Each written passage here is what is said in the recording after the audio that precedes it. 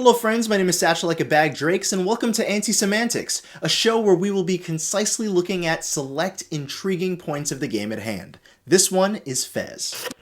In Fez, you wake up as a squishy 8-bit Michelin Jr. You've received a letter from a presumably old man, appropriately named Geezer, who wants to meet with you. In your short trek to find him, the premise of the world you live in is laid out. You live in a comically self-aware two-dimensional world, filled with people who have a theoretical disdain for the third dimension. Cubes are commonly referred to as devil squares. Gomez finds Geezer, and he's told that he is destined to go on an adventure, and then a huge foreign cube is summoned that abducts him and bestows an ethereal Fez cap from the sky. This Fez allows you to access the backbone mechanic of this game, rotating a two-dimensional plane into the third dimension. Not too long into the game, a Navi-esque companion joins Gomez and tells him that there's a world beyond his present village, and dimensions beyond what is currently understood. Cubes must be collected in order to open the doors to these different worlds. 8 cube shards form one cube, and you're tasked to collect them all in order to prevent the universe from collapsing on itself. For the most part, Fez seems charmingly aware of itself, with things like hyper-conscious dialogue, an unforgettable system reboot, and intentional in-game glitches as you progress. The game you're playing feels like it has its own personality, apart from the obvious adventure it presents. Not many titles can successfully contrive such an existential experience. Filmmaker Nick Murphy illustrated it best by assessing that Fez is the piece in an art gallery you look at that looks right back at you. It has an attitude, and I couldn't phrase it better. From the branding to the start screen, menus, and select aspects of the game, Fez falls victim to the classic principles of retrofuturism, a movement spawned out of the Italian art and social movement from the dawn of the 1900s. Classical futurism, as it were, embraced the aesthetics of industry, technology, and the physiological assets of machinery. Straying from the principles of the original manifesto that influenced film and literature, retrofuturism is a design-oriented fixation on space, auroras, sharp edges, and polygons. Think Zone of the Enders.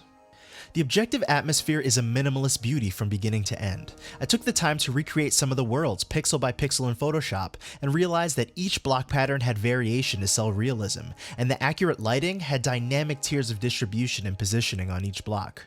Seeing the 8-bit transposition of light leaking through the trees in an expansive forest, or the damp eeriness of a world shrouded in a cloudy thunderstorm was unforgettable and gallery-worthy. Probably the most visually engaging element implemented in this game's environment is the phasing of the sun. Very much like Proteus, the artful approach of having each new world reflect a new time of day or weather condition makes it feel like the game is alive, as if when you turn off your console or computer, things are still going on without you. Considering there are escapist undertones to this game, verbally confirmed by Phil Fish himself, it seems very fitting to convey that. It's like when Surge first comes across his grave in Chrono Cross, out on a cliff at sunset. You hear the sea breeze, you watch the pinkish autumn palette of the sun going down, and it's one of the few moments in the game where the music is lifted because it's unnecessary. The tranquil environment has you already. Fez is journeying without opposition. The most intimidating thing that stands in your way is a challenging puzzle or a tricky platform. There are no health bars or combat. You're collecting things and taking the world in, and that's seemingly enough. It's pretty common for a game to give you a set number of lives. 1 to 3 lives are the convention. A loss of these lives yields a game over that will most likely push you back a few milestones as punishment for your mistake. The tradition can be attributed in part to the arcade, where the most popular video games first existed. A quarter gave you a chance, and if you lost it, you paid up. The appeal of the continue screen was to get you fidgeting for quarters, not test your console controller reflex abilities. This tradition stayed alive a lot longer than it needed to, and existed in games that didn't even have an arcade port. Fast forward to now, a time when most arcades are either dead or struggling to pay rent. This model seems to be dying with them, with Fez as one of the first popular games to ditch this necessity. Dying triggers an instant respawn, which some may view as too forgiving, and others may view as attention garnering. I say that Fez is not so much about surviving as it's about adventuring and collecting. All in all, I'm glad that I purchased this game, and I plan on revisiting it. The greatest frustration I had with this game was properly completing it. Every world you enter is a small corner in an intricate web. Backtracking is nearly impossible, and if you miss a qubit, it can take you anywhere from 5 minutes to 2 hours to find it again. Now, don't take this as slander. I'm not the most navigationally sound individual. The best advice I can give to first-timers is to cover your ground thoroughly. As fate would have it, Phil Fish is no longer working in games. Further, the much-anticipated sequel to Fez has been cancelled.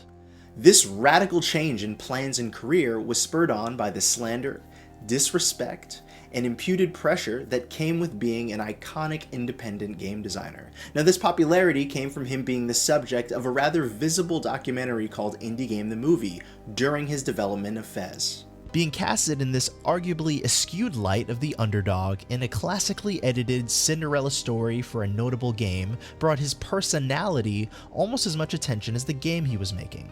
This caused many people on the internet and on video game news sites to draw up a caricature of who he was based on a sliver of the most pressure-filled, devastating, and emotionally high season of his life and career. Poor artistry on their part, if you ask me. There's tension here, a tug of war between product and personality. Now, I've heard some argue, and argue well, that you shouldn't tie an artist's personality or actions to their work. And certainly Phil Fish's online banter shouldn't directly impact his Fez sales, right? I mean, that's certainly where I stand. But I don't want to be quick to dismiss wrestling with this. If we want to consider games art in some capacity, either through research or inference, we will acknowledge the temperament of the artist or the team that worked on whatever we interacted with. We're emotional and magnetized beings. We will be tempted to do these things. We've all felt that disappointment when someone we look up to, either someone who's made something very captivating for us or someone else, fails to respond to a particular situation in the way that we'd hoped. Now, I could get hyper objective about it and say that, well, those people are really irrational, and maybe I'd be right, but this is a real struggle for people, so rather than dismissing them, let's talk about it. I may not be thinking, oh Phil, as I play through Fez the whole way through, but as John Blow mentioned in the documentary, and as countless game designers from game jams and conventions tell me, there is a desire to make a personal connection with the player. That's a two-way street. It's why contemporary art museums have curators, panels, and audio guides. This element of personal expression was also the draw for Indie Game the Movie. Game developer and writer Chris Franklin coined it best when he said that Indie Game the Movie would be more properly titled as Starving Artist the Movie, only I don't see it as a slight as much as an unveiling.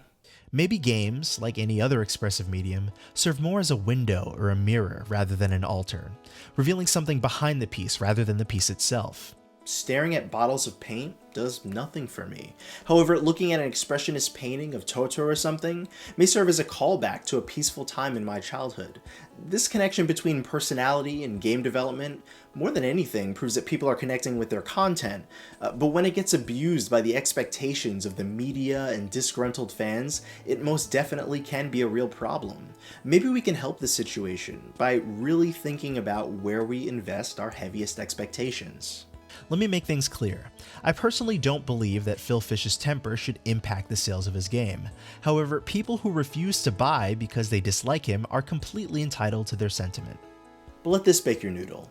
If one's work and one's life should be naturally perceived as separate, were supporters irrationally upset when Kony 2012's Jason Russell was arrested for masturbating in public and vandalizing vehicles?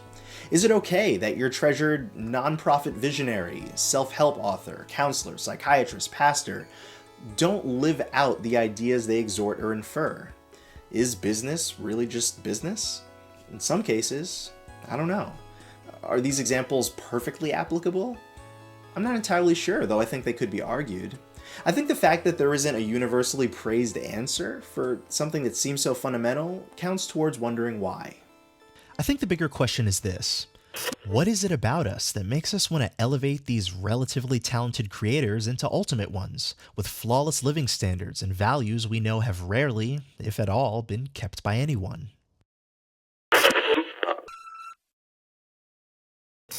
Hey, let's connect. I tweet over at Satchbag Says. There we can exchange a tweet or two.